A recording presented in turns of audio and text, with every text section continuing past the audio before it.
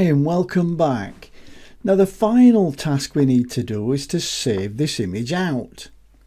Now we need to do that in a couple of formats. Now here we've got a layered document that we've created which has got all these layers in. And I'd like to be able to give myself the flexibility and the wiggle room to be able to come and do some adjustments later. I may need to change the text, I may like to change the position of these images. All this we can do with this layered document. So the first format I'm going to save it out in is a PSD, which is a Photoshop document format. And that will do exactly what I want it to do. It will save out all these layers that I can then edit later. Now the second format is if I was going to put this on, say, the internet, or I was going to email it. And what that will do is I'm going to save it out in a JPEG format. And what that will do is flatten all these images down into one layer, one image. So then I'll lose the flexibility. I will not be able to edit any other layers in this JPEG image because they're not there anymore. But this is good for emailing out to people. If I save this as a PSD format, the file will be bigger, but whoever I send it to will have to have Photoshop to be able to open it. So let's get into it. So first we'll save it as a PSD. So I'm going to go to my file menu and I'm going to go down to save as. And then I'm going to navigate to where I want to put it. So I'll put it on my desktop so I know where it is. And then we're going to go through this. So I'm on my desktop now. My file name, well, let's say a return of the Scotty. So your file name can be anything. So I've typed a meaningful file name, return of the Scotty. And now I've got save as type box here. And if I just click and just drop that down, you can see that you've got a lot of different files. These are all different file formats.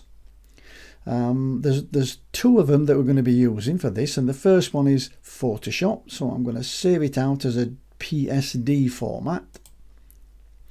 And that's Photoshop format down there. So I'm saving it onto my desktop. I've given it a file name. And I've chosen a format, and so I'm going to click save. It'll ask me if this maximize compatibility, just click OK to that, and that's now saved out onto the desktop. Now if I wanted to email this to you, then I'm going to create a flattened version of this in the form of a JPEG. So again, I'm going to go to the file menu and I'm going to go to save as, but this time I've still got my file name, return of the Scotty, but this time I'm going to select a different format. I'm going to select the JPEG format. That's JPG, the JPEG, that's the JPEG format. I'm going to click on that, and again this has put that in there. So I'm now saving a file out called return of the Scotty, and it's a JPEG format, and it's going onto my desktop. So I'm going to click save to save that out. It'll bring up this JPEG options box, and this is really how much compression do you want, how much of the image do you want to throw away. You can see here we've got, this is at the moment a 1 megabyte file. If I pull this right up to the top, it goes up to 1.5 megabytes. If I want a smaller file, which you say I'm going to email or put on a website, then I could drop this down and it would come in much smaller. Here we've got it at 411.8K. I'll leave it with something like a, where we go, yeah. No, I'll put it right up to the top. So we'll have a 1.5 megabytes file. And then I'll click OK. Right, now if I minimize Photoshop for a second, so I'll just click that, you can see now on my desktop I've got two versions of that. I've got the return of the Scotty, which is a PS, and that's my Photoshop file which contains all my layers, and I've got the return of the Scotty, which is this small one here, which is my JPEG file.